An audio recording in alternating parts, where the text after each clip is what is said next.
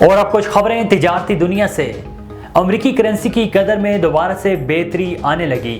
کاروباری ہفتے کے 5ویں اور آخری روز انٹر بینک میں امریکی کرنسی کی قیمت میں 41 پیسے کا اضافہ دیکھنے میں آیا، جس کے بعد انٹر بینک میں ڈالر 280 روپے 50 پیسے پر ٹریڈ کر رہا ہے۔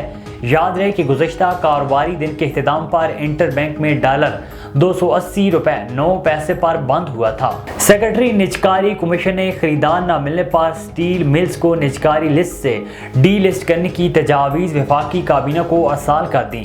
سینیٹر خالدہ عتیب کی زیر صدارت قائمہ کمیٹی صنعت و پیداوار کی میٹنگ میں سیکرٹری نجکاری نے بریفنگ دیتے ہوئے کہا ہے کہ سٹیل ملز بند پڑی ہے، لیکن سالانہ 30 ارب کے نقصانات کا بوجھ قومی خزانے پر پڑ رہا ہے۔ سی ایف او نے بتایا کہ سٹیل ملز حکومت پاکستان کی 110 ارب روپے کی مقروض ہے، جس پر 18 ارب روپے سود ادا کرنا ہوتا ہے۔ سٹیل ملز کے سالانہ 205 ارب روپے تنخواہ اور پینشن اسکیم مد میں اخراجات ہیں۔ عالمی مارکیٹ میں سونے کی قیمتوں میں اضافے کے باعث پاکستان میں بھی سونے کے نرخ بڑھ گئے۔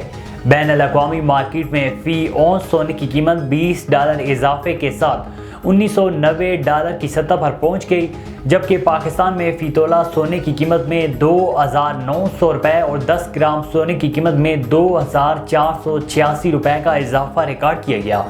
قیمتوں میں اضافے کے بعد مقامی صرافہ بازار میں فی تولہ سونے کی قیمت میں 2,11,350 روپے اور فی 10 گرام سونے کی قیمت 1,81,198 روپے ہو گئی ہے۔